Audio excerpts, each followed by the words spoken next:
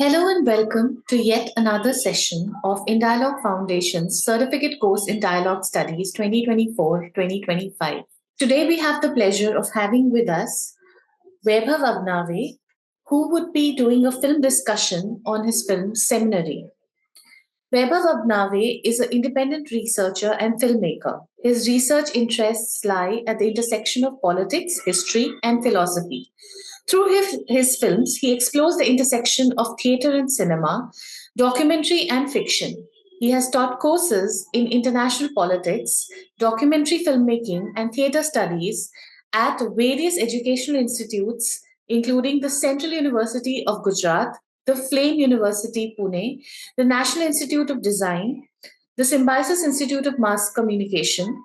Presently, he is an assistant professor direction at the Film and Television Institute of India, Pune. His films Blur 2008, Monologue 2013 have been shown at various international film festivals. Vaibhav, you have up to 2 hours for the session. You may leave as much time for questions and discussions as you like. And as usual, I would like to remind all the participants to keep their cameras on during the session and make the session as interactive as possible. Sir, the floor is all yours. And before you start, I just want to mention one little thing that this movie reminded me of my experiences of multiple camps at Vipassana. We had a similar timeline. We had to clean our own rooms, and the same bell would ring, and it just gave me so much peace. Just like it just transported me back there. So thank you. I'm very very grateful for that. Thank you. And it's been consecutively actually third year engaging with the students in the dialogue studies. And some of you who may have seen the earlier talks or were present for that uh, may see a certain thematic continuity or a relation between each of them. Uh, but those who are watching for the film for the first time would definitely have responses directly to what they have seen. So, unlike the previous two sessions, in fact, I would like to start with the discussion. So, because since you've seen the film, so we can start with your impressions, observations, questions, and while responding to that, we can, slowly begin to talk around it. Okay, so maybe I can just pick up one by one, and all of you can just give some kind of Ranveer, you're smiling, and you're always more participative in class. So I'm going to start with you while everyone else formulates their thoughts. Uh, Hi, Vaibhav. Yeah. Myself, Ranveer. I teach here in Central University, Jammu. Oh. While just watching the movie, I was having just couple of thoughts. One, the very instantaneous thought which came to my head was that Ambedkar was was totally against the idol worshipping and all. Hmm. But if we see post when Ambedkar gone, so how this whole Dalit movement evolved, and so it was just simultaneously people started worshipping Ambedkar, which he was totally against. Yeah. So this was just one which came to my head. And second thing, I was curious to know your experience with this. That I was having a lot of Buddhist friends, but one of them, just couple of them, they are from Ladakh also. So the religious practices which are happening in the Buddhist who came from Tibet and the Buddhist practices which are just concentrated in Maharashtra per se. So what are the major differences which are there? Because once I was just discussing it, and I was astonishing to know that I found that this is a religion which provide a space, formal space for argument. I don't know what Tibetan Buddhists call that thing, but it is a formal training, religious training, that how to form an argument within the premise of various logic, rational, and all, and how to strengthen your argument against your opponent.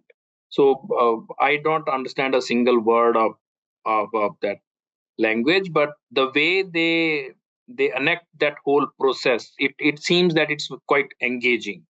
So Yeah. are there similar kind of kind of practices also which you experience? Just a broader, just opening the space for the discussion. Sure, sure. No, I think it'll be interesting to start with your observation, and in fact, also to connect with Pragya's earlier observation, because prima facie they seem distinct, but there is a relationship, in fact.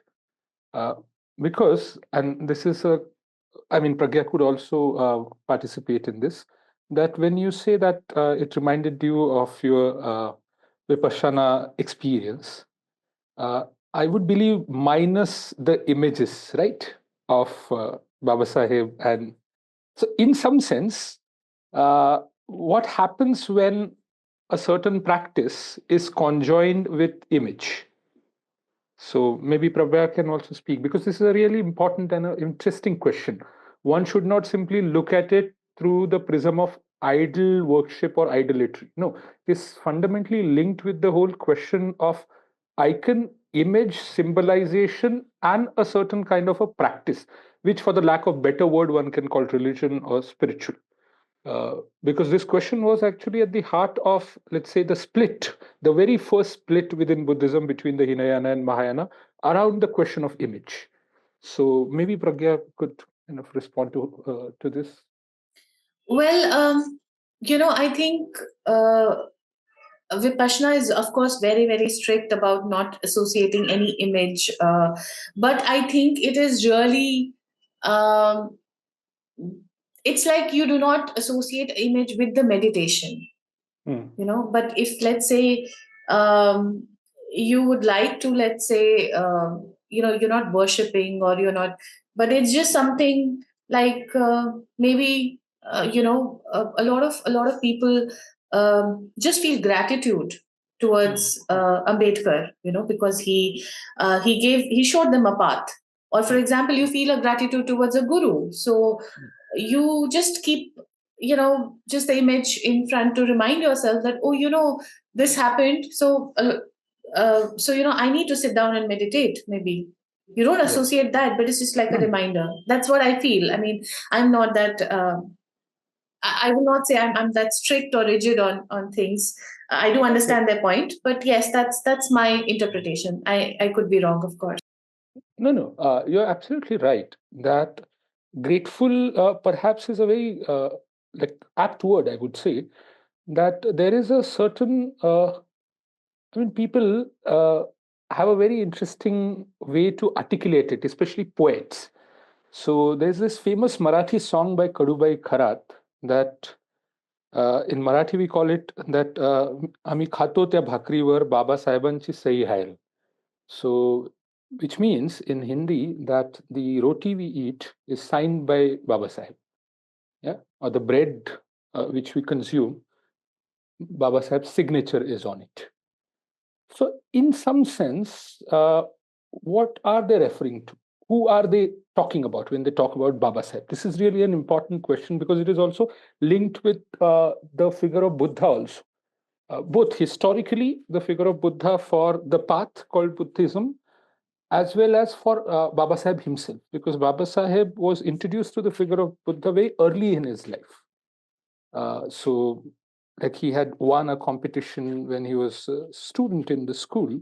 He was gifted a biography of Buddha, written by a very important non-Brahmin or anti-caste writer of turn of the century called Krishnaji Kiyuskar.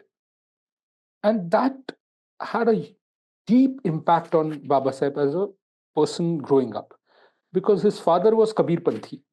So he came from now what we call scheduled caste, but back then untouchables, and one of the important caste groups within the untouchables in Western India called Mahars. So among the Mahars, one of the inclinations was towards Kabir. So like you, among Chamars, you have towards Ravidas.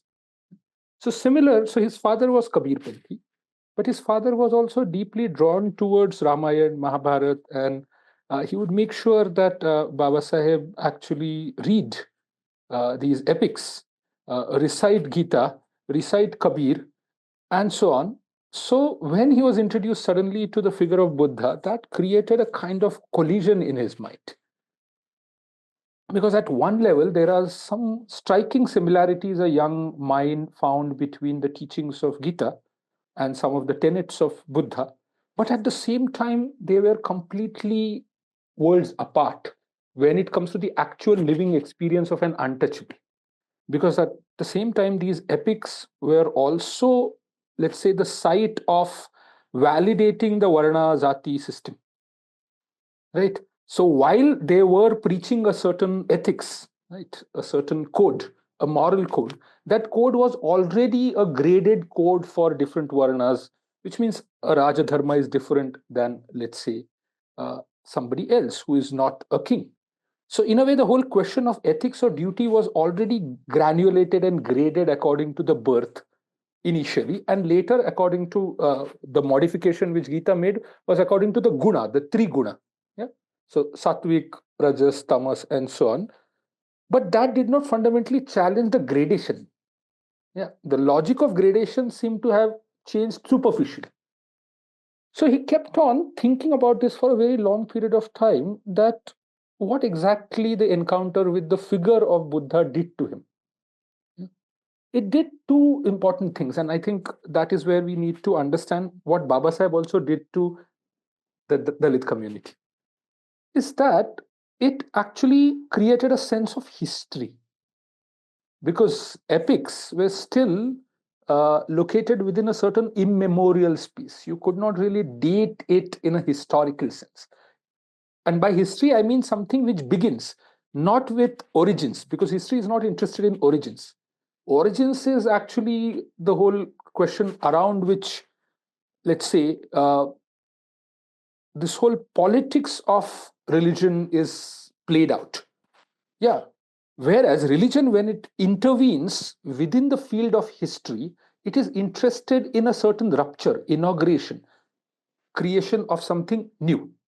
But at the same time, it is not a ex nihilo creation, which means that you, and that is where the term historical really has its true meaning. That yes, it's a rupture, it's a break, but it creates a new relationship with the past, with the old, with what came before. So in the film, in fact, you would have realized there's a sharp mention to the Shramanas before Gautam Buddha or before Siddhartha. That there were Shramanas, they were wanderers even before him, which means they were seekers of all kinds. For lack of better word, today we would call spiritual seekers, ascetics, who have left their home. Yeah? And who are in search of different masters, different gurus. There are different schools. Broadly speaking, we call them Vedic or non-Vedic schools. And one of the important points of differentiation is, let's say, the whole question of life and afterlife and the status of soul, Atman. Yeah. So that is where the third most important thing, which is why the name Vedic comes, is that they do not really look at Vedas as sacrosanct, as sacred. Because in the Indic tradition, by sacrosanct, we also mean apaurushaya, which means that they are not historical. They are not written by a human being. They are revealed. Yeah. So those who challenge the textual authority, the authority of the words of Veda, are Avedic. Now, there were many Avedics before Buddha. He's not the first one. And yet, he created a new path. So, how do we reconcile with this? That there is something already existing, but in the midst of, let's say, a certain historical field, there is a break, there is a rupture.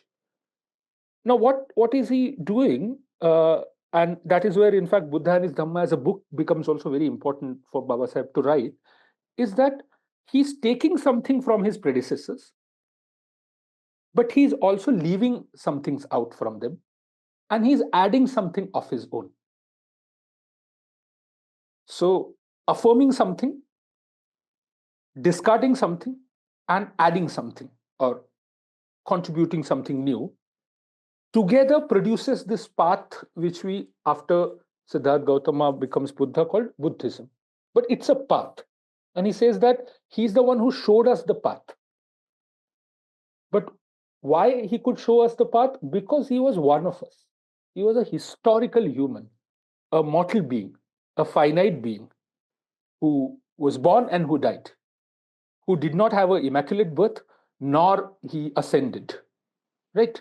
But within that period of finite mortal existence, he actually opened up a path which is infinite, which is inexhaustible, in that sense, universal, something which we try to associate with the name religion. So, this combination of the two things makes actually the image and the icon of a Buddha or later Ambedkar so important and potent, because within a certain historical field they emerge, but they also produce a rupture through their intellectuality, through their living practices, through the corpus they leave behind, the writings, but most importantly, a certain intensity of thought, which we can call Ambedkarism or Ambedkar thought or Buddhism or Buddha's path. So that is where, in fact, their names, their proper names, and their image and icons acquires a certain force, which energizes. So when the first inaugural split happened in the history of Buddhism, one of the arguments put forth for image was energization.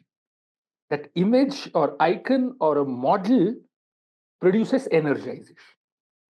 But at the same time, and Ranveer is absolutely right, and Baba Sahib has written about it extensively, that this figure, which becomes the point of energization or mobilization, can also misuse that position. Yeah.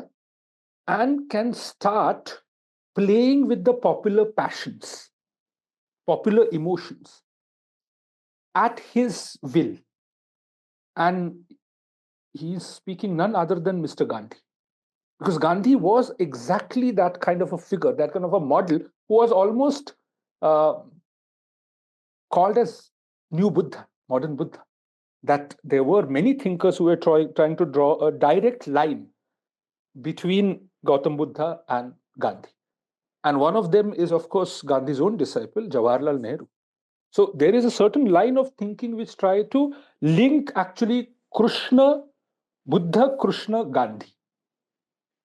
So in a way, Buddha and Krishna is reconciled by Gandhi. So by Krishna, you mean something which is strategy, realpolitik. By Buddha, you mean ethics. That in Gandhi, there is a kind of a combination of the two, because we need both while fighting against the colonial rule and so on and so forth.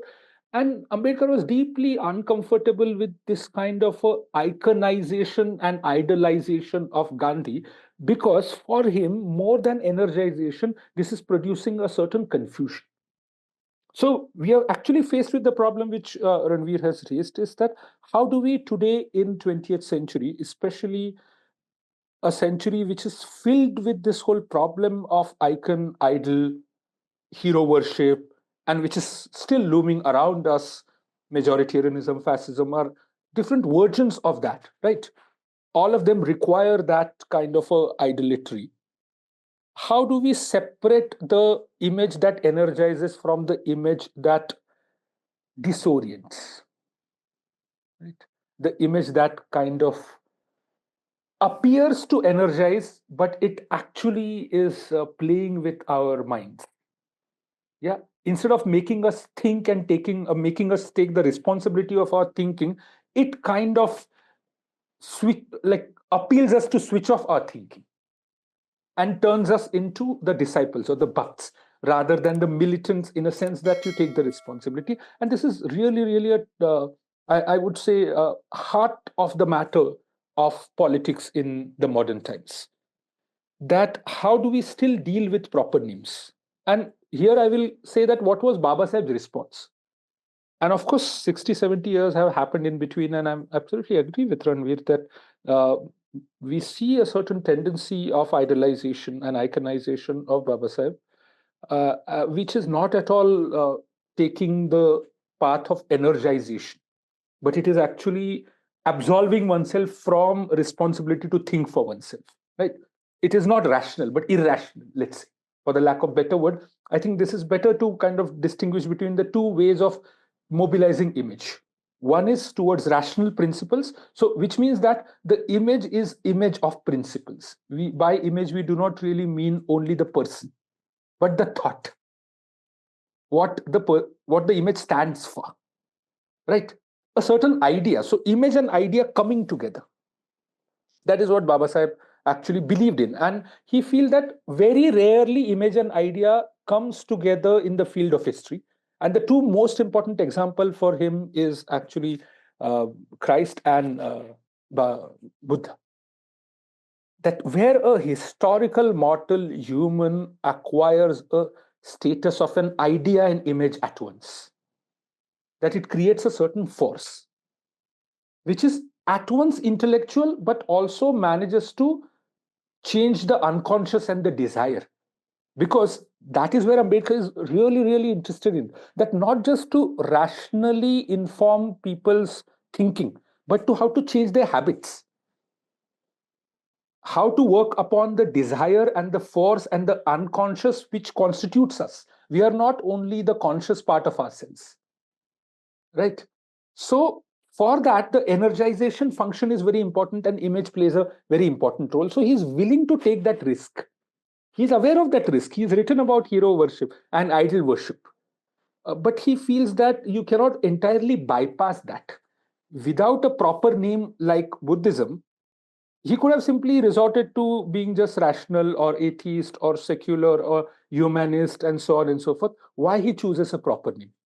Because he's aware that the function of the proper name historically in human society has been tremendous in terms of mobilizing people also towards rational ends. So, proper name, icon, and image need not always be associated with irrational. And he says there is another important, let's say, event in human history which is not considered as religious but has the same potency, which is the figure and the name of Socrates and what it does to the field of philosophy. After the death of Socrates, when Plato turns Socrates into a figure and the Socratic dialogues, it also has that potency, so on and so forth.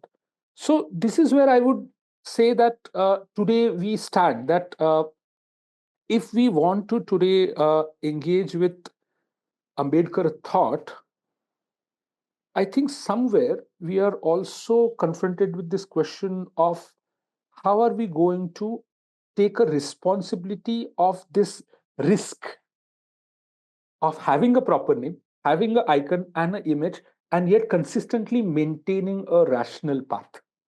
So being energized and yet maintaining a poise and a certain rationality. That is where today, in fact, we are facing the challenge. And which is why one of the lines in the film I find very interesting is it doesn't matter whether you believe in Buddha or not. If you do what Buddha did, you're anyway bound to get those consequences. So, which clearly means that the name conceals anonymous principles. The name, as such, need not be taken as divine. It acquires actually, let's say, a important status in history because of the acts or the deeds of the person or the thought of the person. So we need to keep in mind that anonymity. And Baba Sahib thinks that the anonymous principles can only be, let's say, dealt with if you, let's say, something like uh, provide a consistency of a name. Because otherwise, the anonymous principle dissipates. It needs to be condensed around something. And name and image is that point of condensation, which envelops that force and channelizes it, mobilizes it, orients it, organizes it, around which a certain liturgy can be done, a discipline can be structured, a certain way of life can be, let's say, mapped and transmitted, and so on and so forth. So, this I would say is broadly the first part of the question. The second is, I would say, Ranveer's question are vast, and I'm not entirely equipped. I'm not a student of Buddhist studies in that way as to be able to give you exact answers. But from my observations or from my reading, I can tell you that clearly there is a fundamental difference, let's say, between what we call as a Tibetan Buddhism and the way Buddhism actually was reinvented by Baba Sahib. One of the fundamental differences is that the Tibetan Buddhism largely draws upon the Mahayana tradition, whereas Baba Sahib actually goes back to the Pali Canon, which is the Hinayana tradition. And he was also in conversation, in dialogue with Buddhism as practiced in Theravada, which is also the Hinayana, another name for Hinayana, in Ceylon or in Sri Lanka or in Brahmadesh. So he actually sought ordination via the head monk Chandravani Mahasthavir, who was actually of Brahmadesh. And he wanted Chandramani Mahasthavir to come and start a seminary in India in 1955. And the king of Mysore had already given a land to Baba Saheb for this. And there are documents available of that land and so on. But somehow after his death, nobody really took that project seriously. But the kind of orientation he had in mind was, I mean, his logic was simple. He did not want to get into the sectarianism within Buddhism. He was not interested in, let's say, carving out a sect for himself. He believed in the name Buddhism in its totality, not as, say, Hinayana, Mahayana, Zen, this and that. He felt that the Pali canon is closest to the historical life of Gautam Buddha, whereas the Mahayana tradition is actually few centuries after. So there are, of course, a lot of insertions. And those insertions have also, because it is exactly during that period what Baba Sahib was calling the Brahminical counter revolution was trying to appropriate Buddhism. And it was continuously pulling, let's say, the Buddhist thinkers into a certain field of debate where a lot of commonalities can be found between, let's say, a certain school of Hindu philosophy, which we call Advaita Vedanta, and Buddhism. A lot of mirroring starts happening between Nagarjuna and Shankaracharya. To an extent that Shankaracharya is called Prachanna Buddha. So, because of that, Baba Sahib was a little skeptical or suspicious about the Mahayana as a starting point. Whereas Mahayana was the starting point for the Buddhist practices, which actually inaugurated outside of India when Buddhism was banished from here. Because, see, that is exactly the point where the Islamic invasions are happening, when these universities are also being destroyed. And these universities were primarily an outcome of the Mahayana tradition.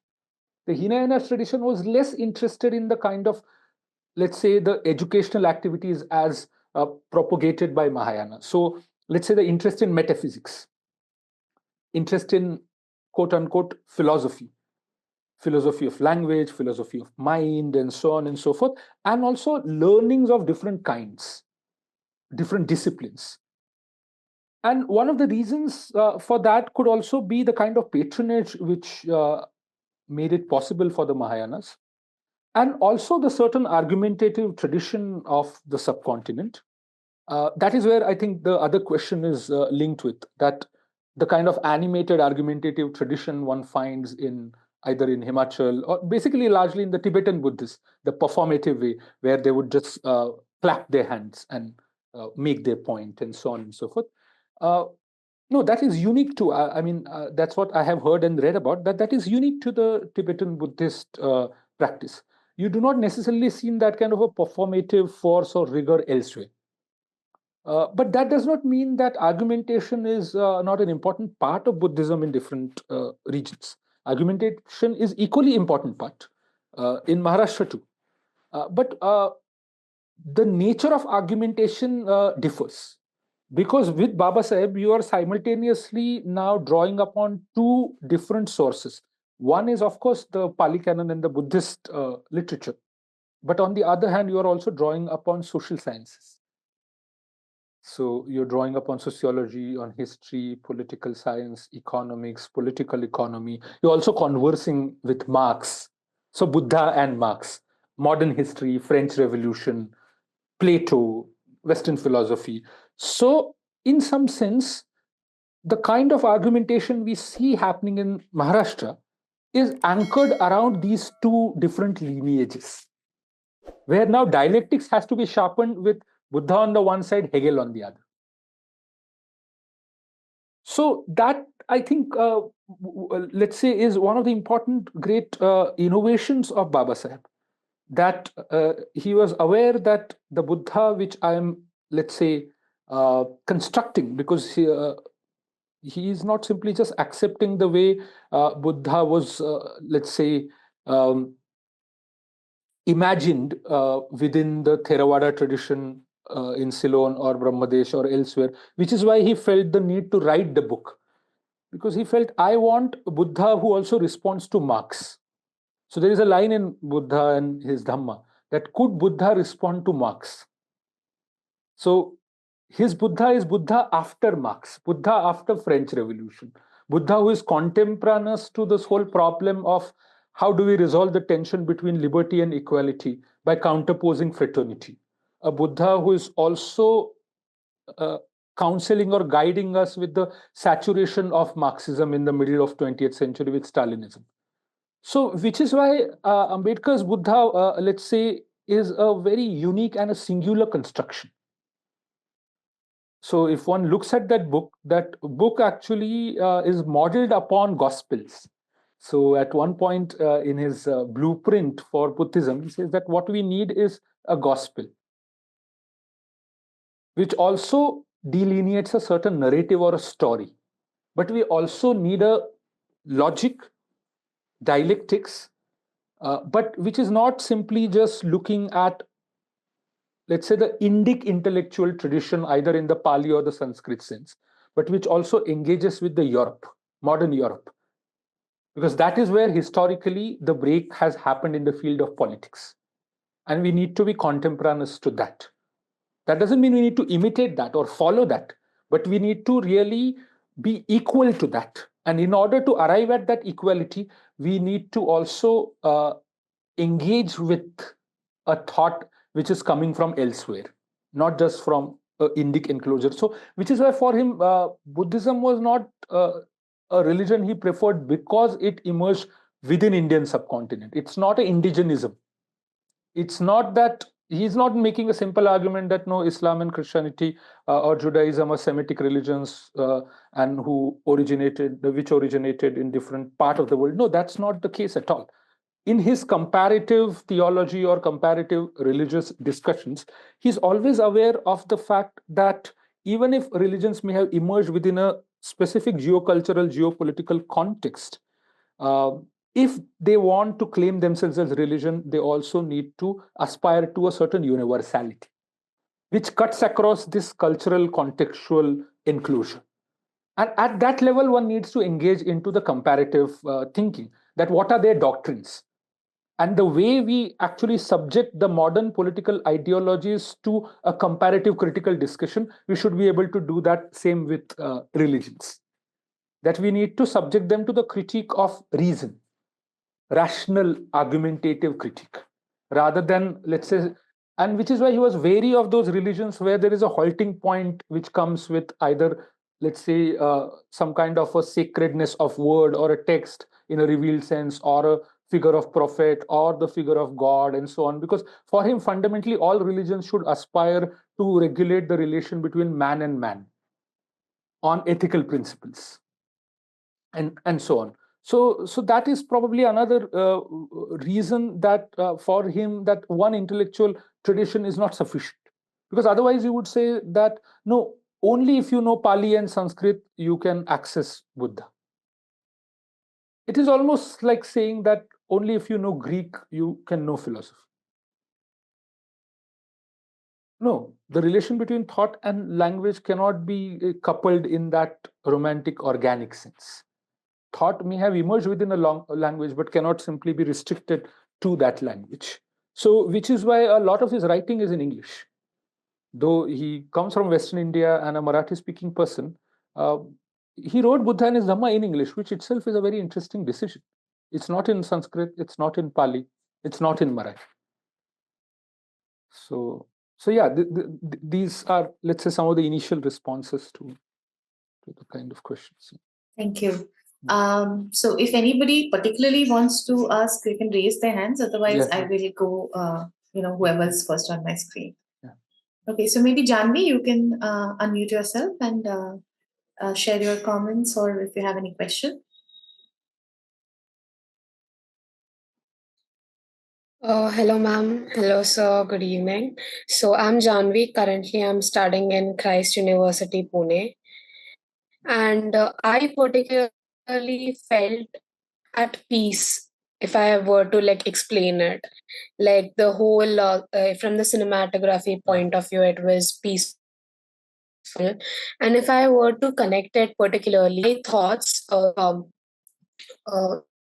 if I were to connect it with a contemporary world, then I studied like there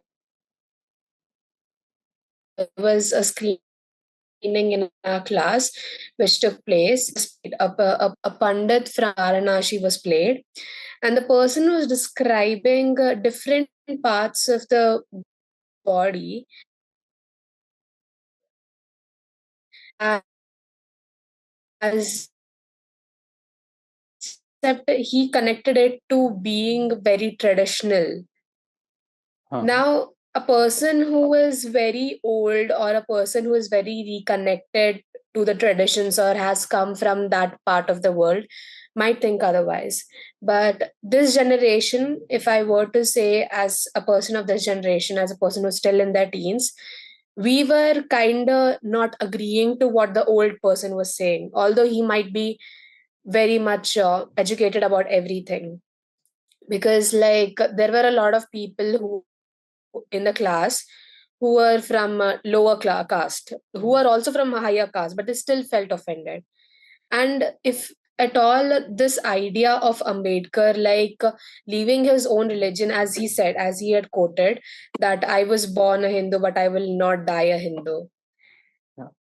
Well, that is something which he has stood upon and he like moved forward with, and he really internalized that thought, I would say.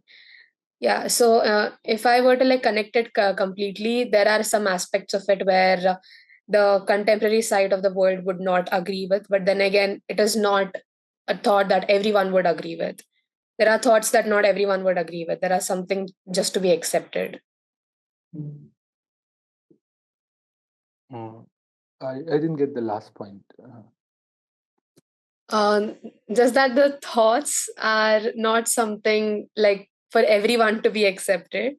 Like there are some a give and take system, like you accept something, you agree with something, but then again it's important to respect every opinion, and it's not like I agree with every opinion of everyone's.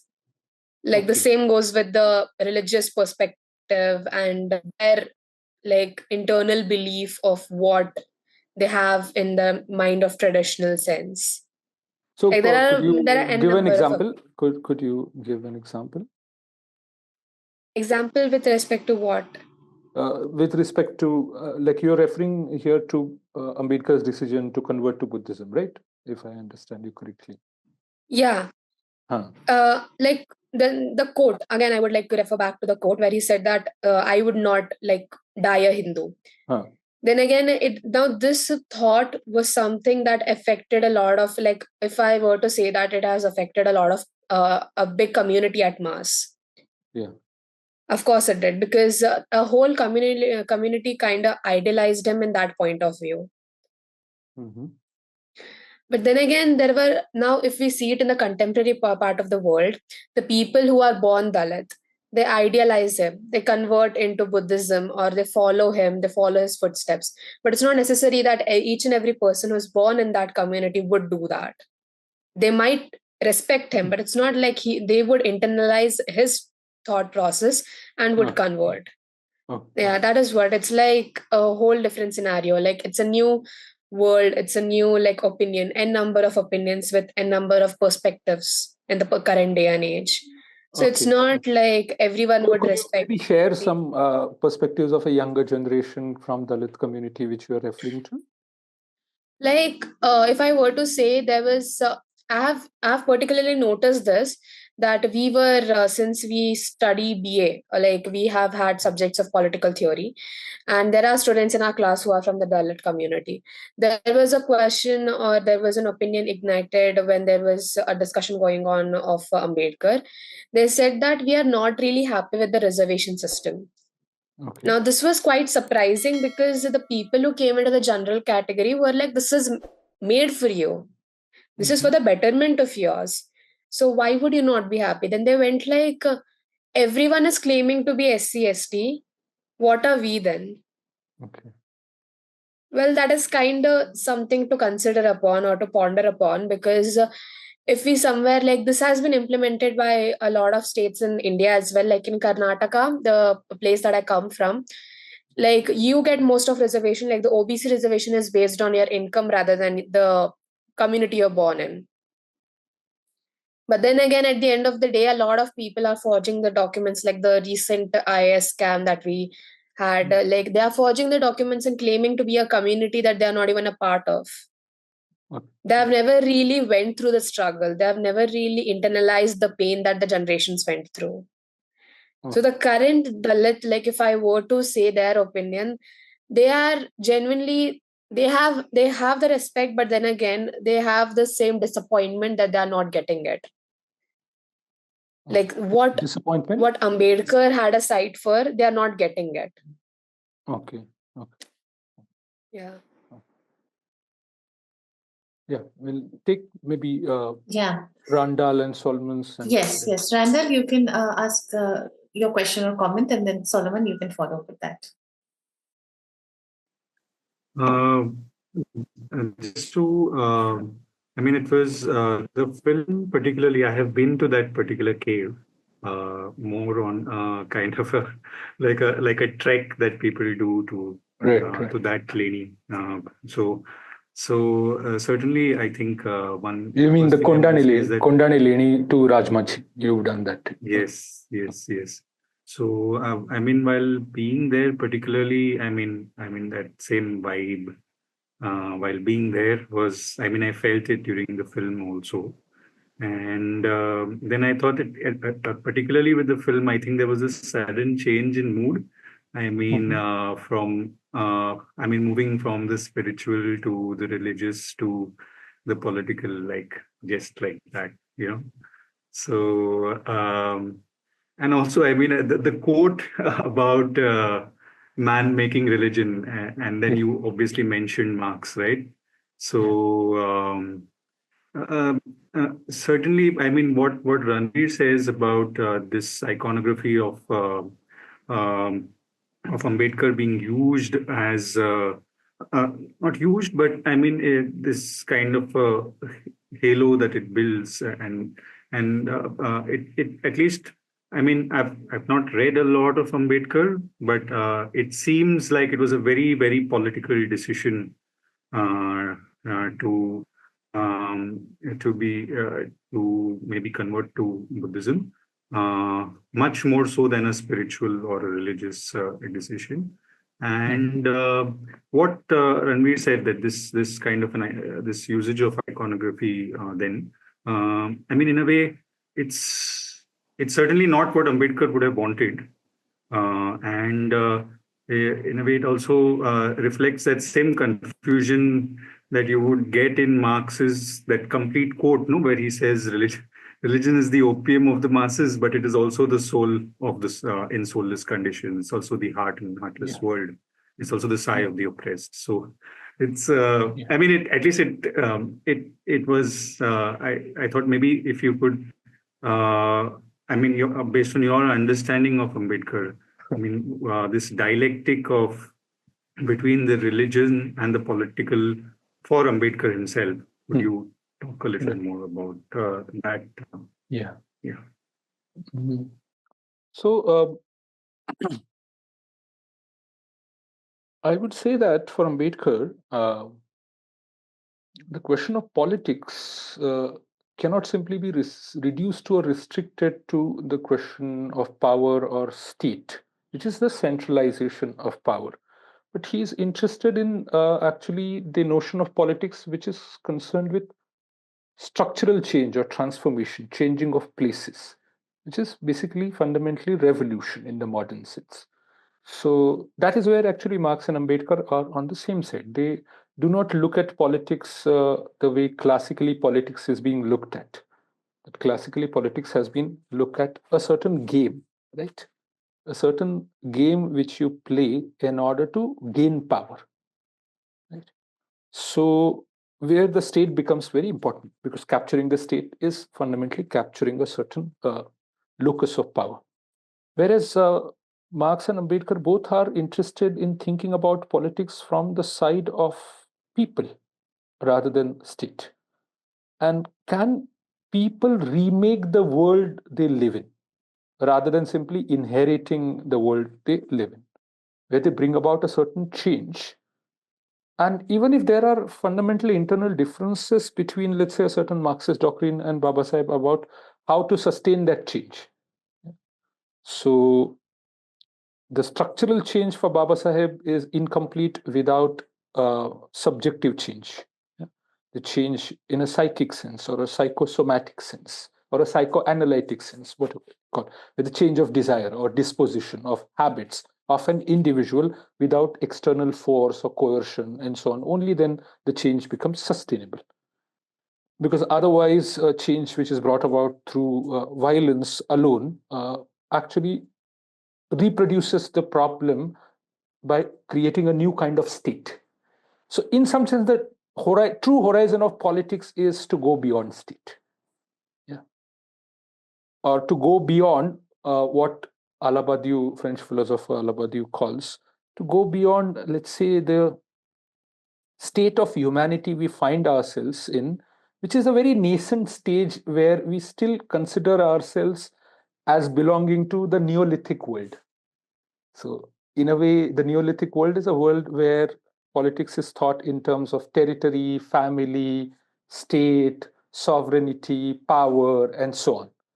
Whereas to go beyond Neolithic age is to think about politics in terms of principles, universal principles, ideas, right, which bring about a certain change. So how to create a new kind of a force or a power rather than thinking about power only in a certain narrow sense, right? To create a new idea of power, which comes from people. And in that sense, that search is going on for, let's say, more than few thousand years, so at least 2,500 years, broadly speaking, in the Western sense. And that is where he feels we are contemporary with Buddha. So in a way, Buddha, Plato, Marx, all of them are thinking about the horizon of politics as that to be able to go beyond state, even if they actually are plotted historically in different periods. But broadly speaking, it is the same period in which we still are, ever since we moved from nomadic to settled. So in that sense, the Neolithic time scale. Now, what is it that is to be remade? That question actually is linked with the whole notion of social or society. That what is a society? Is people living in groups a society?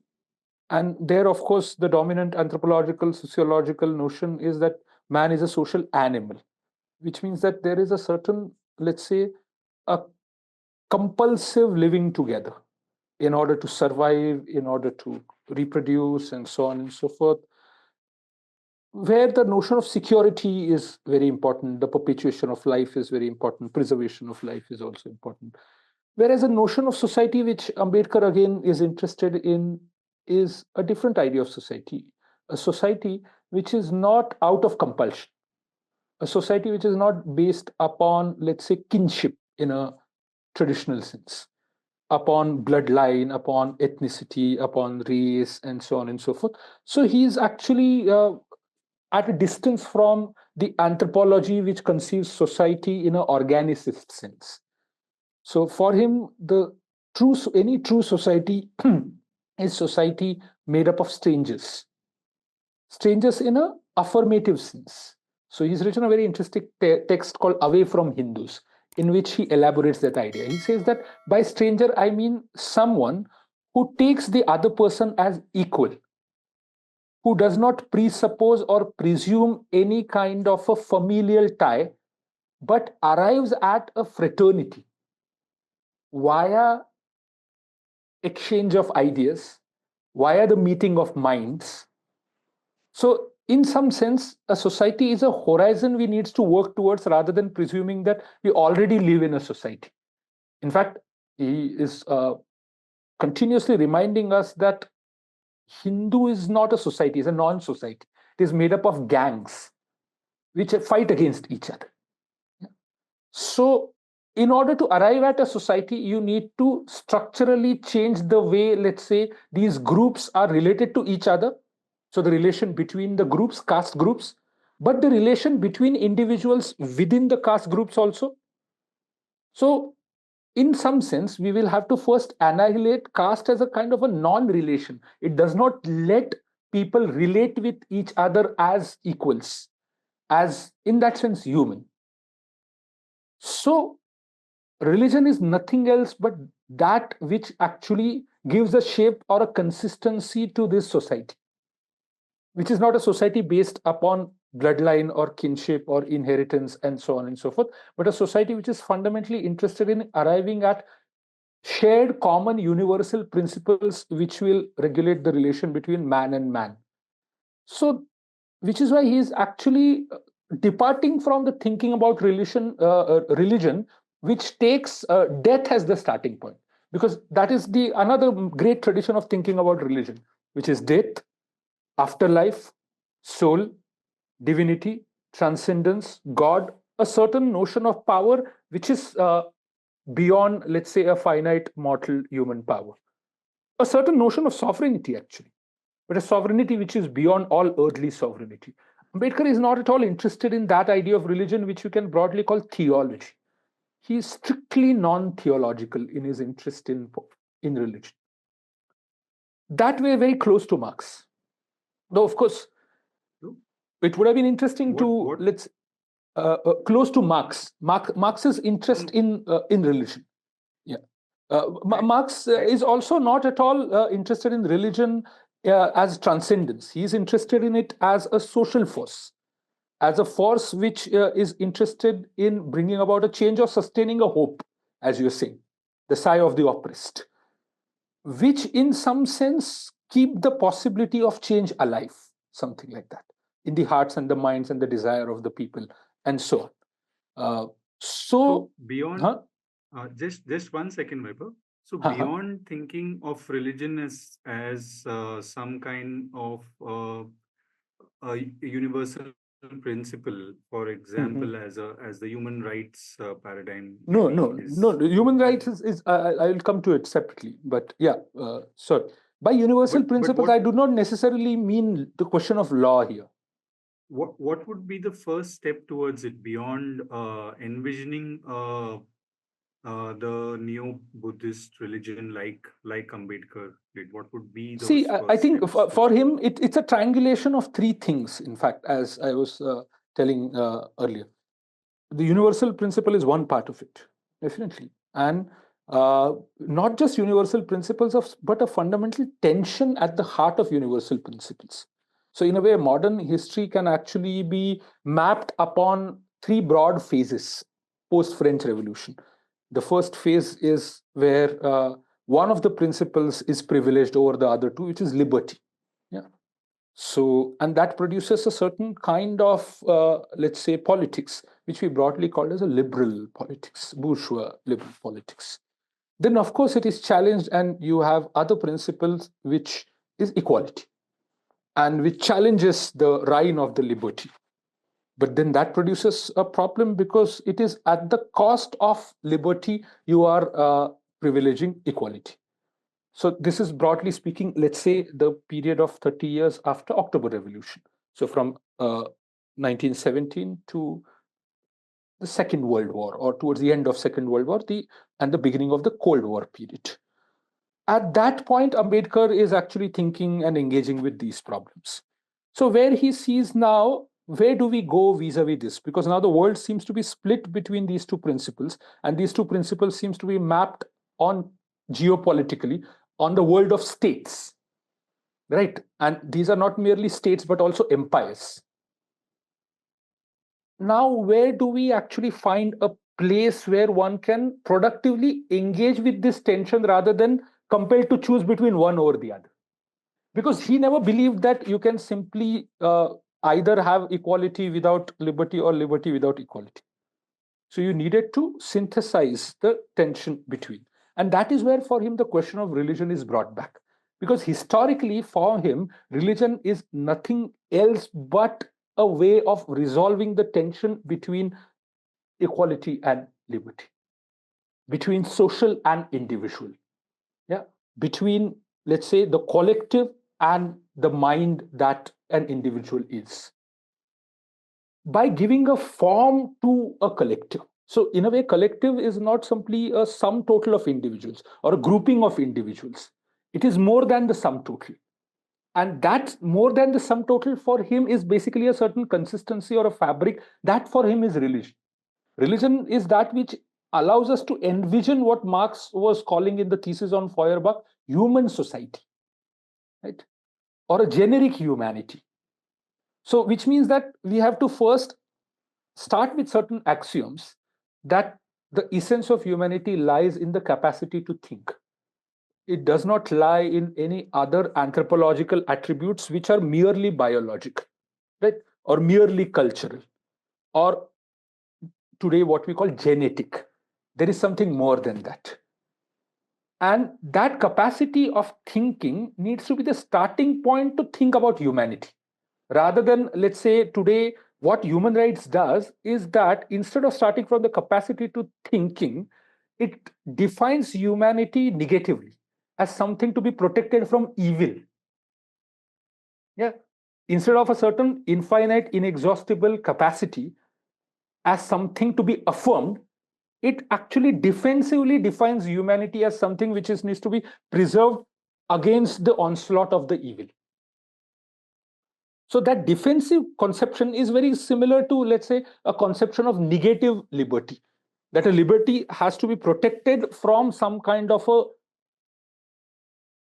imposition of autocracy or majoritarianism or fascism. But there is another notion of liberty which we can call positive liberty, yeah, that a freedom to think, a freedom to do, which is not a freedom in a negatively defined sense. And that is where, let's say, the discourse of human right today and this can be separated. But this is not the only separation.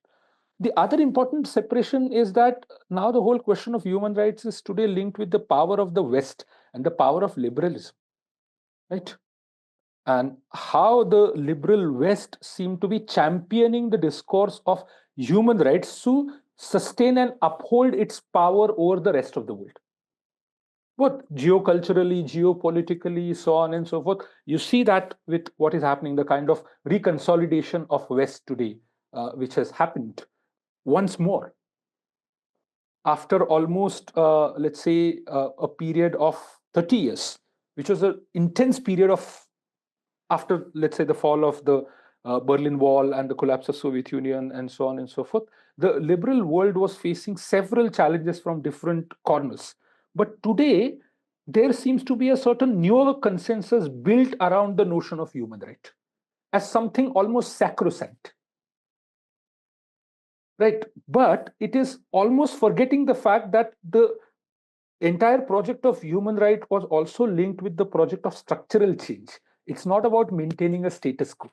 But today, liberalism wants to use human rights to maintain a status quo, to maintain its own supremacy, to maintain its own power, to use it as a pretext for intervention, to use it as a pretext to support genocide, and so on and so forth, what we see happening in Gaza.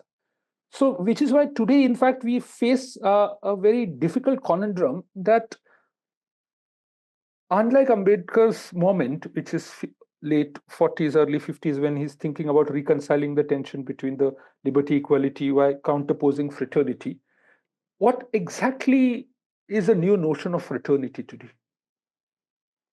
Like, because at that point, there was a concrete application of the notion of fraternity for Ambedkar to begin with, as Jannavi was saying, that starting with the Mahar community from which he was born. And he was obviously appealing and inviting to anyone who is a thinking person to be with him. But of course, the historical juncture was at such that the non-Bahars who joined him were very few. But he was of the opinion that if, and this is where the figure of bhikkhu and the role of seminary becomes important, that if the bhikkhus were trained, if they could have persuaded people, then this whole project of conversion would not have limited itself only to the Mahars. The first step is that it would have invited the non-Mahar scheduled castes. In the Maharashtra's context, the most important non-Mahar scheduled caste group is Matang or Mang. Then it would have also invited the other important group, Chamar. Then it would have invited OBCs. And then it would have invited the quote-unquote Brahmins, which means that the project of conversion was not meant to be confined only to Mahars and Dalits.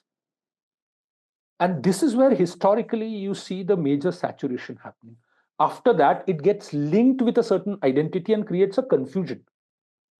Yeah, exactly. A kind of political seminary, a seminary which is essentially doing the work of propagation. So for Baba Saheb, the role of Bhikkhu is kind of a, let's say, a full-time party worker, but a party which is not aspiring to capture the state power, but an organization, a question of political organization.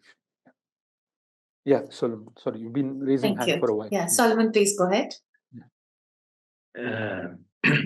It's very interesting. I can vibrate with the whole seminary film because I come from the seminary tradition. Almost 10 years I've gone through the seminary. But what I am interested in is, though I am a priest, but I have been a social activist more often. You see, the whole, the casteism has completely put a particular group of people underneath society, tremendously oppressed. Now, that oppression, when suppose if we apply a particular concept of culture of silence, and how did they want their religion, before entering into Buddhism, how did they want their religion to liberate them? In what way?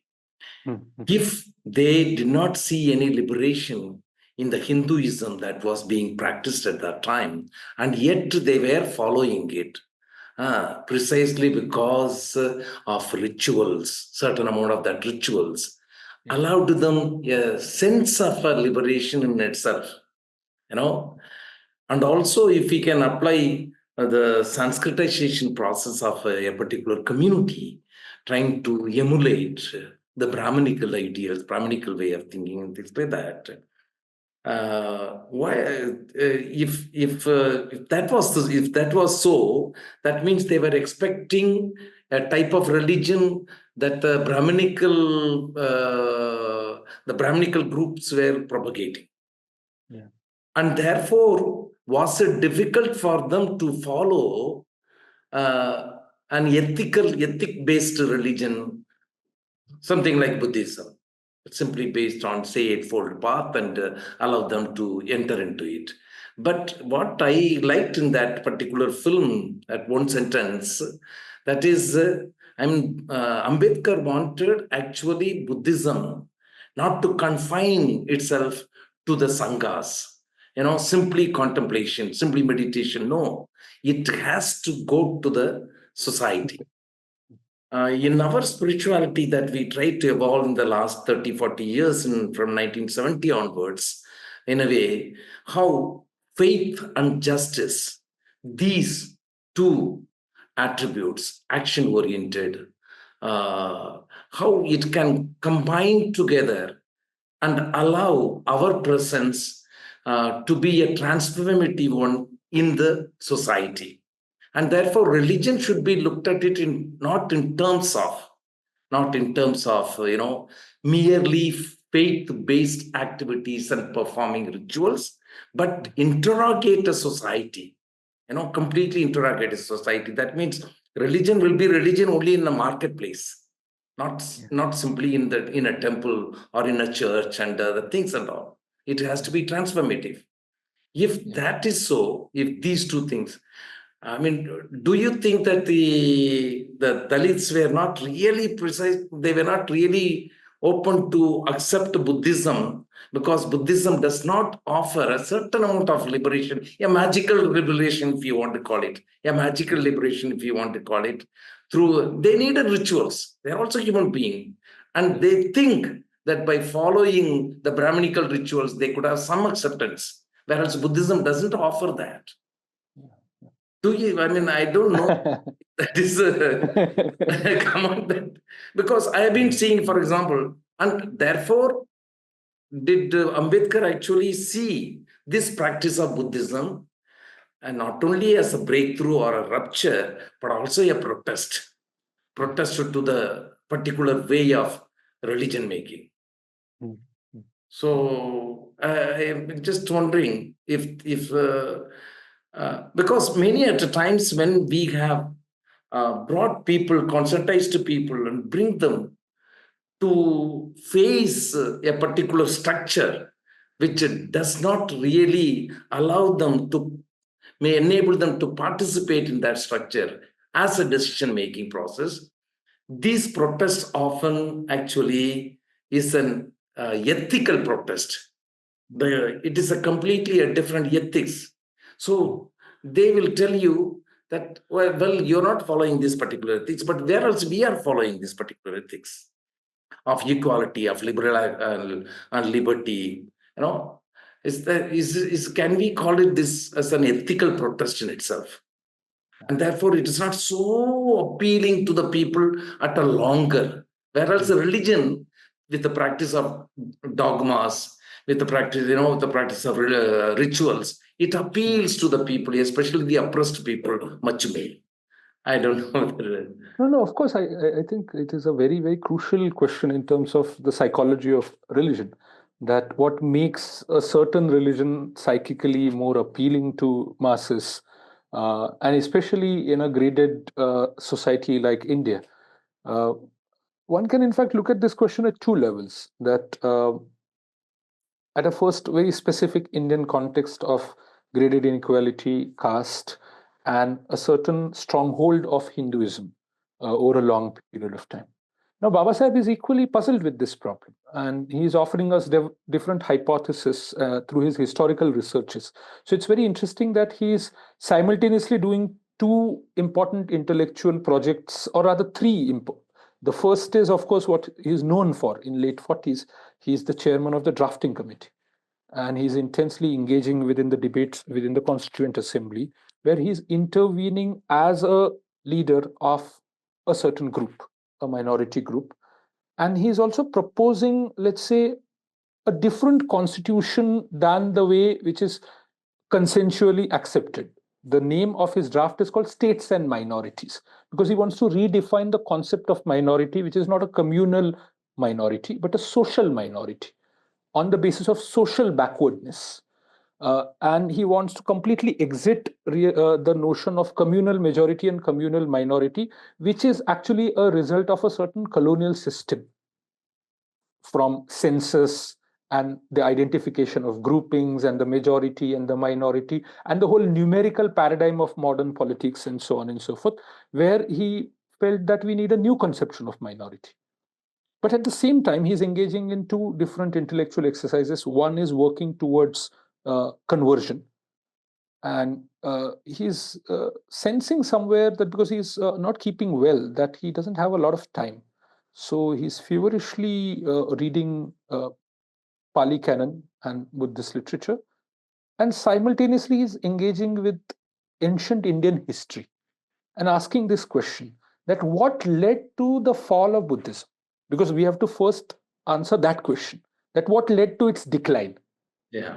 Because you cannot explain the stronghold of Hinduism without first contextualizing the decline of Buddhism, that what were the historical causes and the reasons for the decline. And there are several causes historians who are proposing and so on and so forth. The ones which are relevant to your question is actually the appropriation of the Buddhist ideas by the Brahmanism. So in a way, it is through the appropriation of those ideas, they could actually manage to maintain their appeal. One of the important ones is vegetarianism. So vegetarianism in itself was not an ethics in Buddhism. There was a certain ethical consideration concerning violence that Advaita Vedanta is more of a metaphysical question. I'm saying in terms of the everyday practices of a religion. their daily practices, is there is a distinction between will to kill and necessity to kill. And in Buddhism, there was a certain acceptance of the necessity to kill, but there was a critique of will to kill. So there was a critique of violence, but without going to the extreme non-violence of the Jain kind. Yeah. Now, at this juncture, Buddhism was becoming a popular religion mainly because it opened up a promise to the Dasa Shudra community that they need not look at their lives as bounded by some kind of a destinal force, by some kind of a supernatural force. Because they were told that, oh, you are born this because this has been your karma of your past life. Yeah. And the notion of Atman was very importantly linked with Karman on one side. Later, the notion of Brahman also is conjoined with the notion of Atman. But at this juncture, when Buddhism was emerging, it was convincing the slave owners, so to say, that you need to free those slaves because you do not need to look at them as being enslaved as a result of their past life deeds. There is no connection between their past life and their this life because there is nothing like soul. So their first challenge, and this is where the notion of argumentation was very important, that challenged the notion of Atman, or some kind of a consistency or a continuity of consciousness or life from one to another, right? So what they were arguing at a metaphysical level, challenging the self or consciousness as a unitary existence in a soul and so on and so forth, had social implications that it started convincing actually, and this is exactly the time of the economic social transition also, where the Vaishya who were interested in the business, and they were actually the patrons of some of these seminaries, or they actually poured money in the Western Indian networks of these cave complexes because they were actually interested in freeing up of the slaves, because only the freed up slaves will become a part of the new economy, which will be economy based upon a new function of labor, where I am now free to sell my labor. Earlier, I was not a free man. I was actually a das of someone, and I'm born into that. But once I'm freed, I mean, you can have a parallel to that in the abolition of slavery and emergence of wage labor in the American context of 19th century. It's not that the new, let's say, form of wage labor in 19th century was entirely liberatory. Similarly, here also, we are transitioning from the Varna system to Jata system. That's a different thing. There is a fundamental rupture which is going on, but a new kind of a much complex gradation is nonetheless opening up. So Buddhism is actually providing an impetus to bring about the decline of Varna system, which was anyway in decline, which was anyway considered to be oppressive, and which was not at all contributing to the economic revitalization of that society. So a new force is unleashed, and that is leading to its popularity. So fundamentally, we have to understand that the popularity of Buddhism to begin with was not merely the appeal at the ethical level. It also opened up or unleashed new economic sources, creation of trade routes, introduction of currency. And through that, the entire paradigm is now shifting at the level of production.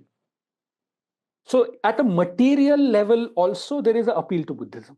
That we have to keep in mind. The second is that unlike, let's say, the priests of the earlier kind who were entirely concentrating their work around rituals in the older sense, now you have these new priests or bhikkhus who would be friend philosophers and guides, and who are now transmitting knowledge of happiness, how to live, but also knowledge in terms of skills. So in the Varna system, you did not have an access to knowledge or education. Now the priests are providing you free education. So not only an economic revitalization of society is going on, but now you are getting access to education. So how the story began is, I mean, I was told this story by Bhadanta Vimalkirti Gunasiri, who is the head monk of this seminary. He said that once the bhikkhus and Buddha was traveling, King Bimbisar asked him to stay in his garden. And he turned that garden into a place of discussion, where he invited different people who had different doubts, questions, wanted to learn, educate, and so on.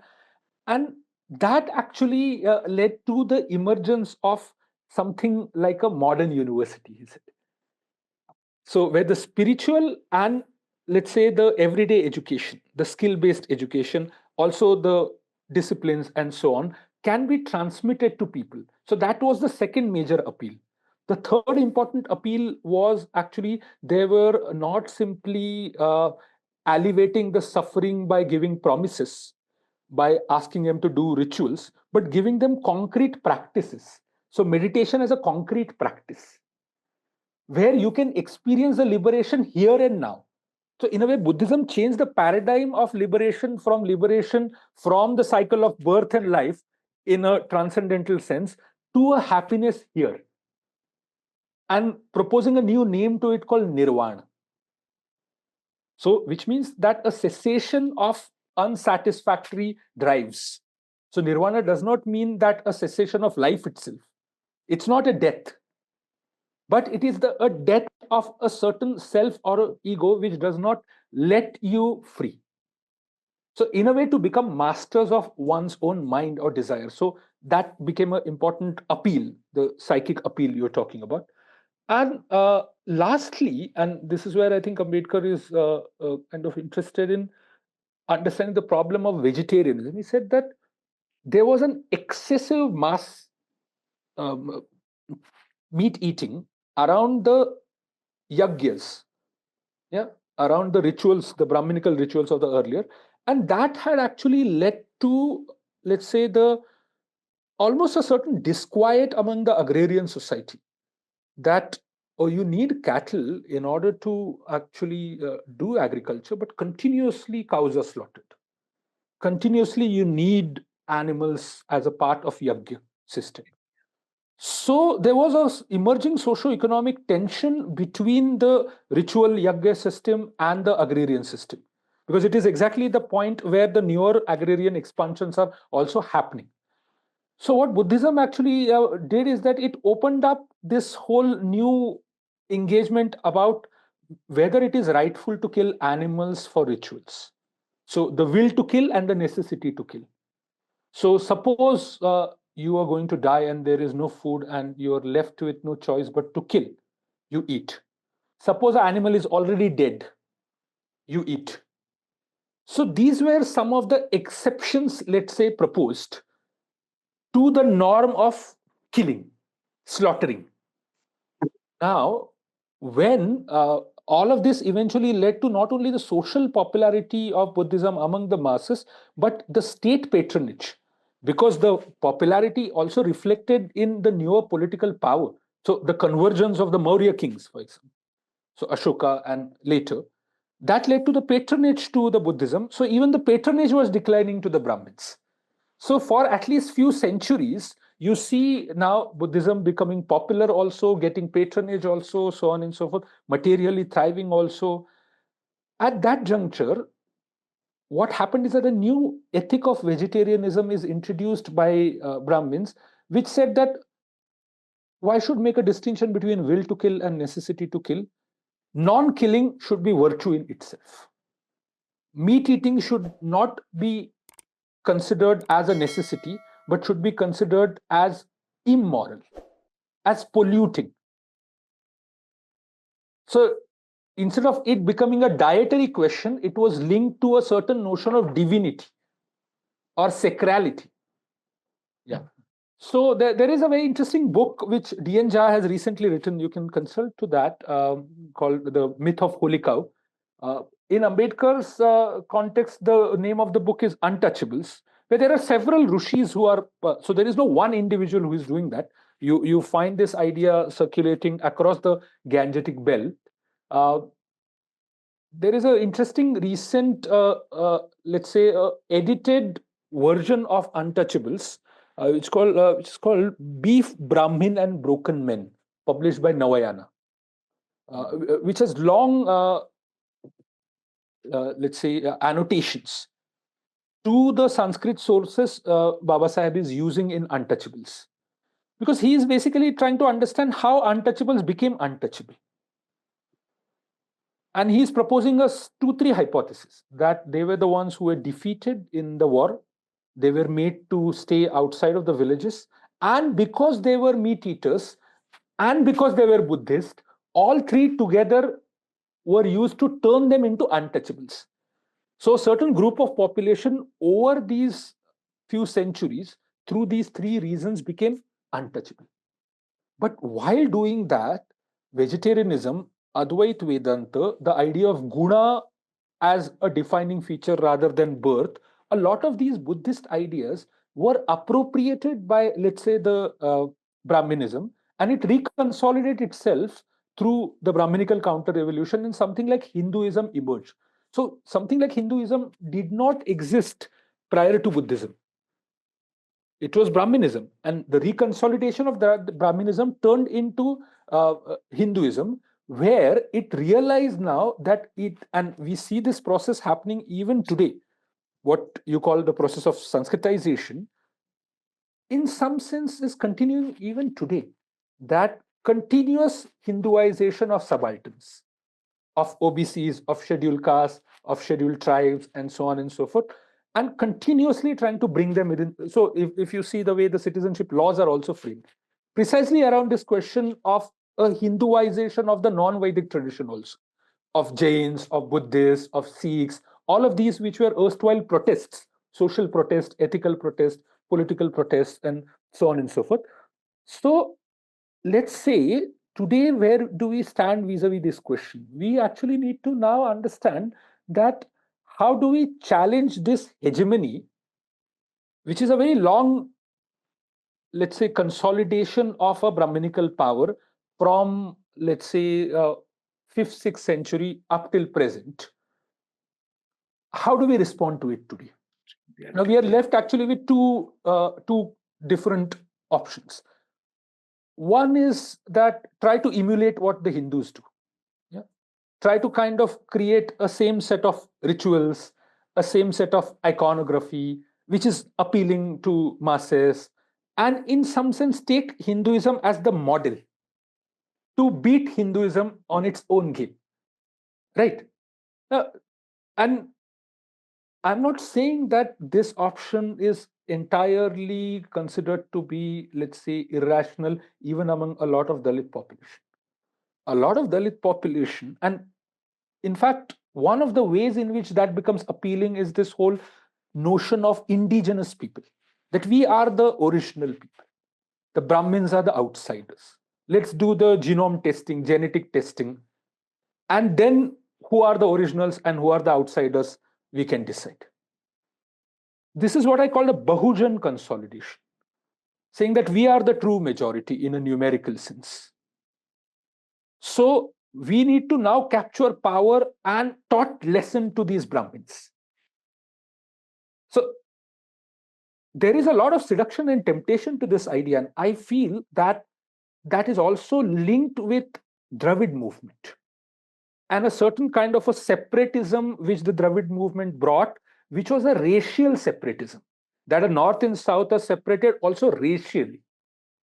Ambedkar was absolutely uncomfortable with this notion. In fact, there was a very interesting incident where Periyar, him, and Jinnah together are discussing this whole question of what could be now the response to the cabinet mission plan.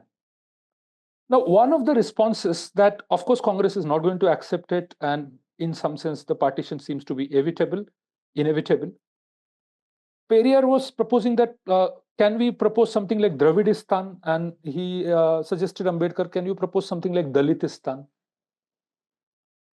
Taking a cue from Pakistan. And there is an interesting discussion of this in Faisal Devji's book, actually, called Pakistan, the Muslim Zion.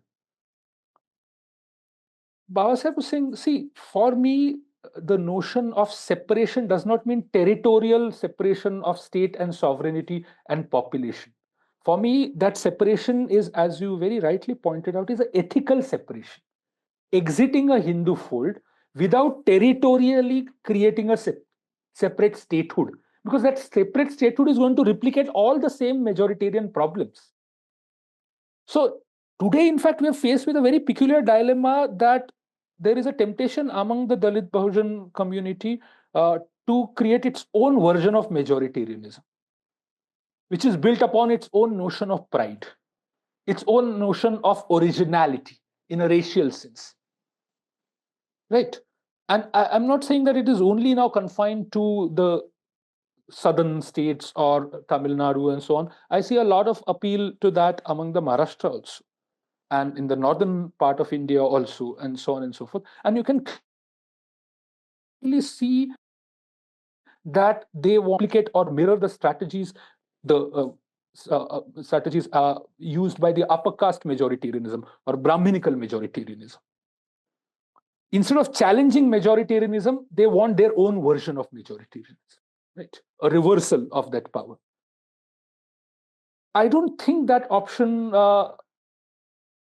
has any political efficacy. It may be strategically efficacious in a short run, but politically, if your notion of politics is again going to be linked with the game of power and counter power and sovereignty and state and territoriality and number game and so on and so forth, then you do not really have a conception of politics, as Ambedkar would say.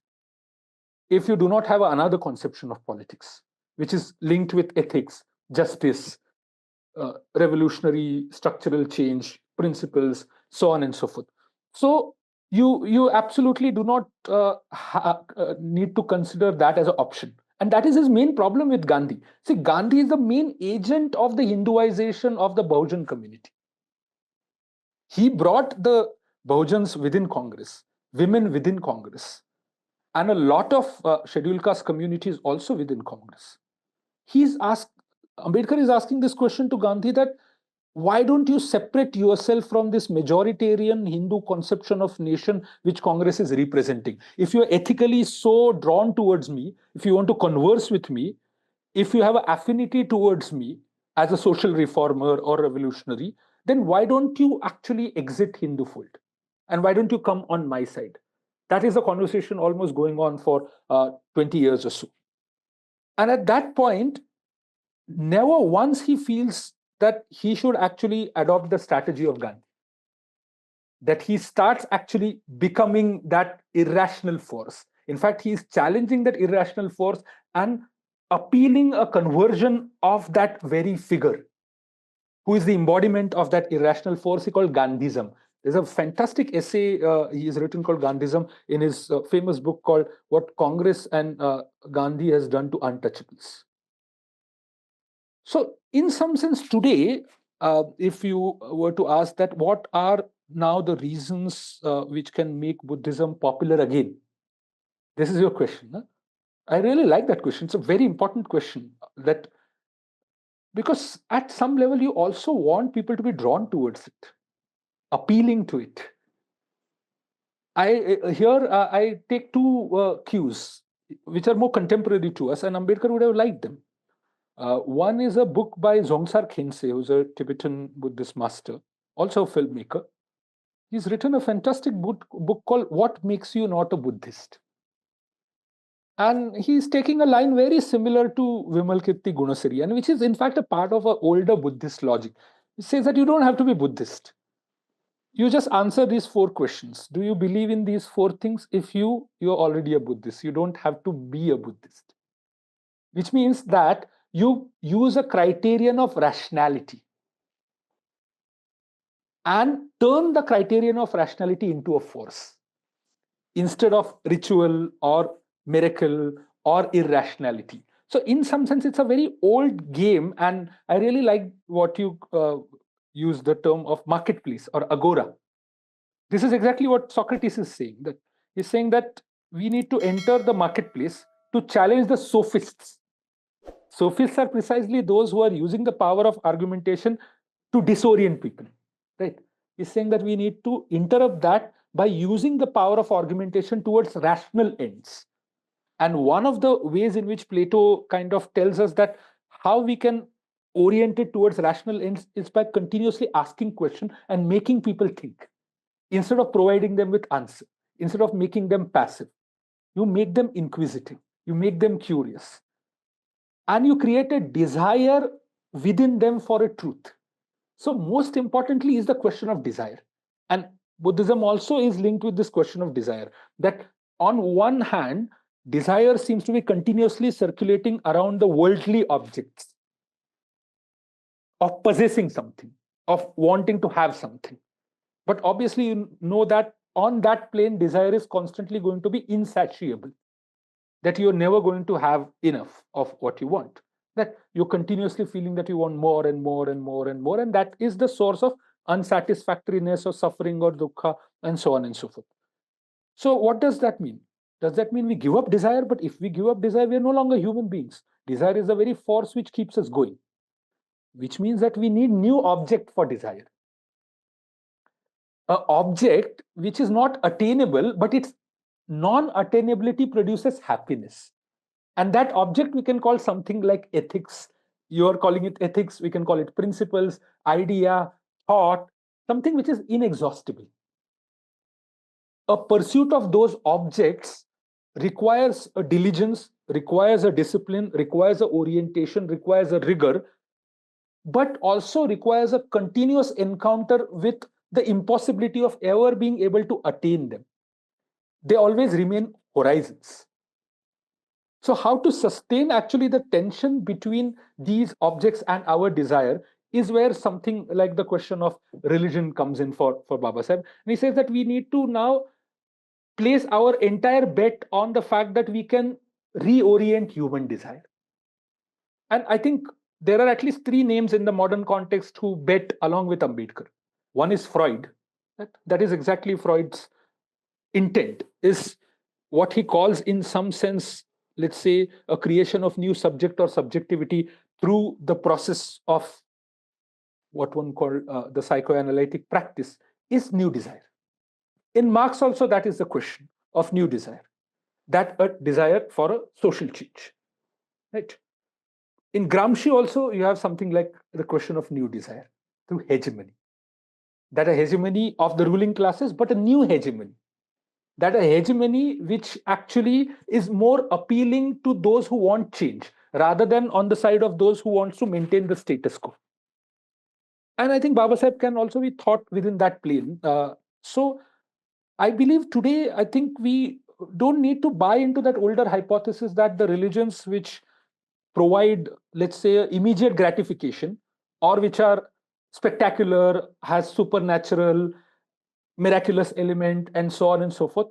Older anthropology may be right in saying that, oh, that led to the appeal of certain religions. But a new historical revisions can tell us, even actually a detailed study of Christianity has continuously told that there have been absolutely universal rational movements within the field of Christianity also. So some of the 20th century interventions like Pasolini, for example, that Pier Paolo Pasolini made an absolutely great film, that the Gospel according to St. Matthew. So Christ as a revolutionary, so, or the liberation theology in Latin America. So in some sense, or the book which I absolutely find central to our understanding of Baba Sahib is a book written on St. Paul by Alabadi, St. Paul and Universalism, the whole idea. So in some sense, we need to today actually look at that long tradition where the rational force of religion has led to its popularity.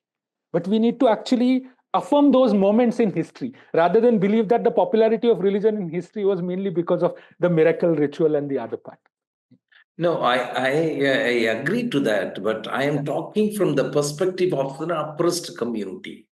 From the perspective, the oppressed. I understand. Oh, right. And that they are unable to liberate themselves. Where the miracle has an appeal.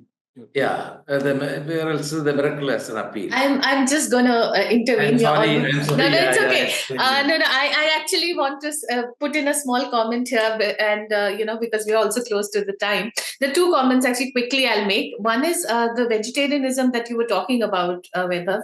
So even in Hinduism, I know people who follow it very strictly and who are vegan, but they also say this that you can, in the scriptures it is written that you should avoid it as ahar, but you can have it as upchar. So in case, let's say you're really low on protein or that's not available or something, and something might cure you, let's say you're old and you need milk and you need something like that, it's perfectly fine to kind of do that. It's very similar to the Buddhist philosophy that you were talking about. So we were never, even in Hinduism, the concept that Brahmins brought in about pure vegetarian, etc., it was never there. So one is that, and the second, I actually wanted to answer the question about image and about rituals together, and it's a story that we hear in Vipassana, which is part of the discourse that we hear at in the evening every day, and it's like essentially religion is a medicine. The question. You got interrupted a little bit. Okay. You got interrupted. So could you repeat the two lines? Yes. So in Vipassana, we hear a discourse every evening, which is of Goenka ji, and he tries to explain religion in different, in very anecdotal senses. And one of the stories that has always stayed with me, and whenever I look at people around us, being very, they just want rituals and image, etc., with respect to religion, and that's like. He mentions that religion is essentially a cure for human misery, and all religions irrespective. Okay. But it's similar, like you go to a doctor, the doctor gives you a prescription, and this is the medicine, please take it.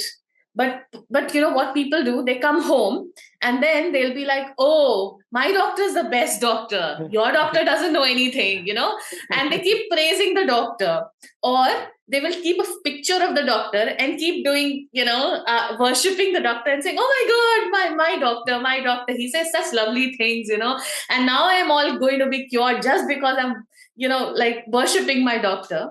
Or they will chant, like even a lot of, or like, in terms of prayers. So they'll take the prescription and they'll say 2 tablets in the evening, 2 tablets in the morning, 2 tablets in the evening, 2 tablets in the morning. They'll say it like, but they'll never take the medicine. And the reason is that the medicine is bitter to take. So it's so much easier to put an image. It is so much easier to follow the ritual, to chant, to read the, what your scriptures say, your prayers say. You have to emulate that in your life. But you feel, oh, I just do that and that's enough. That's not enough. That's just a guide. You have to take the medicine. So that's, I think, an answer. Very interesting story. I mean, there are 2 readings of the story possible. One is that you substitute image instead of taking the medicine because it's bitter. Yes. But the other way in which it can be related is that since it's bitter, it requires somebody to inspire your energy. Yes. It's also so image can also function like that. Image can also be a reminder that, hey, this doctor gave me medicine, I have to take it. So reminder, and also he's the one who took it and who actually saw its effects. Yes. So Baba Sahib actually makes a distinction here between the 2 kinds. One is called Mokshadatta and the Margadata. So Buddha is a Margadata, not a Mokshadatta. Right. So Mokshadatta in some sense is somebody who is going to promise you the cure without taking the medicine. Right. Correct. Absolutely. Enough. Right. Whereas the Margadata is saying, no, this is what I took. You also take and see if it works for you. I'm not going to assure that it is going to work for you also. You have to test it for yourself. Yes. There's also this, in a couple of interfaith programs that I went, there's always this discussion between Islam and Christianity that, whether Jesus is the son of God or is a messenger. And I remember in one of somebody mentioned this, that, you're just fighting about like, who's the messenger, who's not the messenger, etc. Did you at least, listen to the message? So that's that. So I think we by I'm just going to close this because we're already 6 minutes beyond time. And Vaibhav, this has actually been a lovely discussion. I mean, I'm sure there are people who would have wanted to ask much more, and it's very fruitful. I personally have really enjoyed it, and I have loved your film as well. Is it possible to share it publicly, the link of your film? Soon we will make it available. There are some screenings which are actually lined up in the next few weeks. So after that, then we can publicly make it available. Right. So just keep us. I'll let you know. Yes. Keep us in dialogue, in the loop, and if there's anything happening, whatever cities your screening is happening. So in fact, we are screening now on Sunday in Delhi. Okay. In a place called Mool. Okay. It's in South Extension 2. Right. Along with the other film of mine, which does not deal with Buddhism, but which is linked with the notion of repetition or rehearsal, which concerns theater and cinema. So it's about Franz Kafka's text called Report to Academy, and which is performed by 3 different actors in 3 languages. And it's a feature-length film. It's a 100-minute film. So for the first time, I'm showing these 2 films together under the label of repetition. Okay. And the discussion is also thematized around this whole question of rehearsal, repetition, actor, character, being, becoming, and so on and so forth. So, that. One thing I just want to add to Solomon sir's intervention is that there is a very interesting book actually, which you may like to read if you have not already, written by Milind Wakankar, who teaches at IIT Delhi, who's a philosopher, called Subalternity and Religion, which is structured around the problem of how miracle is central to oppressed communities. And he is actually rereading the corpus of Vitthal. So Vitthal has a very important force of miracle for the oppressed community. And Vitthal in some sense is another name for Buddha, is what Baba Sahib and many other who've been studying Vitthal say. So it's a coming together of a shepherd deity from within the subaltern tradition, and its fusion with, let's say, a pan-Indian figure like Buddha. And that led to its energization, and that was at the heart of the Bhakti movement. And especially after the disappearance of the figure of Buddha, the whole Brahminical counter-revolution which took place and so on and so forth. So then Buddhism became underground. So Vitthal was actually the overground name of Buddha, which energized the Bhakti tradition in the Western India. But you also have to pay the price that if you're taking an image and icon from the Vaishnavite tradition, it can also be Vaishnavized. That exactly happened with the Krishnaization of Vitthal later.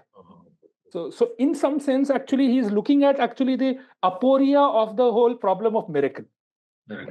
But continuously, the oppressed communities want to link miracle with justice. This is his main thesis. So I think you would like to explore that. That the miracle is not at all status quoist for oppressed people. It is linked with justice. Who is the author, you said? Milind Wakankar. I'll write it in the chat. It's a fantastic book. Okay, thank you. Thank you, and for all our students who've enjoyed this, please, there are more sessions by Vaibhav Abnave, and the last one that especially I liked was Buddha, Marx, and Ambedkar. So it's available on our YouTube channel, so you can go and hear that. So with that, thank you so much, Vaibhav, for gracing your presence with us. We all really enjoyed the lecture, and thank you, and good night to everyone. Yeah, thank you, Pragya, and everyone. Thank you. Absolutely fascinating discussion.